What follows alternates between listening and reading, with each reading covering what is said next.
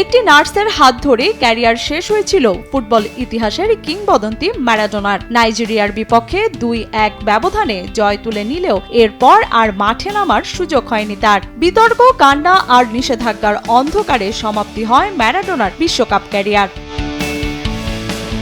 সংবাদ সম্মেলনে ম্যারাডোনা বলেছিলেন, ওরা আমার পা কেটে ফেলেছে, আর এই একটি বাক্যই যেন ফুটবল বিশ্বের হৃদয়ে চিরস্থায়ী দাগ কেটে দেয়।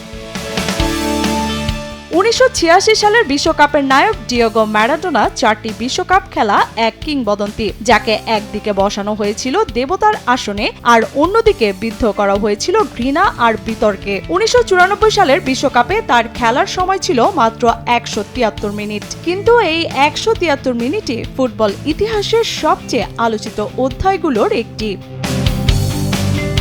1990 বিশ্বকাপের পর থেকে ম্যারাডোনার জীবন মাঠের চেয়ে মাঠের বাইরের খবরে বেশি আলোচিত হতে থাকে। নেপলসে থাকাকালীন মাদকাসক্তি ও অপরাধ চক্রের সঙ্গে যোগাযোগের গুঞ্জন চলছিল। অবশেষে 1991 সালে ডোপ টেস্টে কোকেন ধরা পড়ে ম্যারাডোনার দেহে। এরপর ফিফা তাকে 15 মাসের জন্য নিষিদ্ধ করে। ম্যারাডোনার অনুপস্থিতিতে আর্জেন্টিনা সহজে 1994 বিশ্বকাপে জায়গা করে নেবে এমনটাই ধারণা ছিল, কিন্তু বাস্তবতা ছিল একেবারেই ভিন্ন। বিশ্বকাপে উঠতেই অস্ট্রেলিয়ার বিপক্ষে প্লে অফ খেলতে হয়। পুরো আর্জেন্টিনা তখন এক নামেই আস্থা রাখল ডিয়েগো ম্যারাডোনার ওপর। প্রথম লেগ ড্রয়ের পর দ্বিতীয় লেগে তার নেতৃত্ব জয় পেয়ে বিশ্বকাপ নিশ্চিত করে আর্জেন্টিনা। কোটি সমর্থক বিশ্বাস করতে শুরু করলো ফুটবলের রাজপুত্র আবারও জাদু দেখাবেন। যুক্তরাষ্ট্রে শুরু হলো বিশ্বকাপ। প্রথম ম্যাচে প্রতিপক্ষ গ্রিস।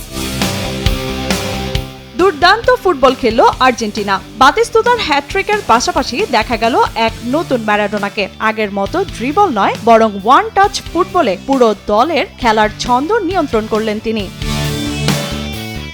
6টি নিখুঁত পাসের পর বল পেলেন ম্যারাডোনা। এক টাচে নিয়ন্ত্রণ, দ্বিতীয় টাচে জায়গা তৈরি, তৃতীয় টাচে দুর্দান্ত শট। বল জড়িয়ে গেল জালে। গোল করার পর ক্যামেরার সামনে ছুটে এসে তার সেই উন্মাদ উদযাপন, যা আজও ফুটবল ইতিহাসের অন্যতম আইকনিক দৃশ্য। আর্জেন্টিনা জিতল 4-0 ব্যবধানে পরের ম্যাচ নাইজেরিয়ার বিপক্ষে। শুরুতে পিছিয়ে পড়লেও ক্যানিজিয়ার জোড়া গোলে 2-1 ব্যবধানে জয় তুলে নেয় আর্জেন্টিনা। দ্বিতীয় গোলটির পেছনেও ছিল ম্যারাডোনার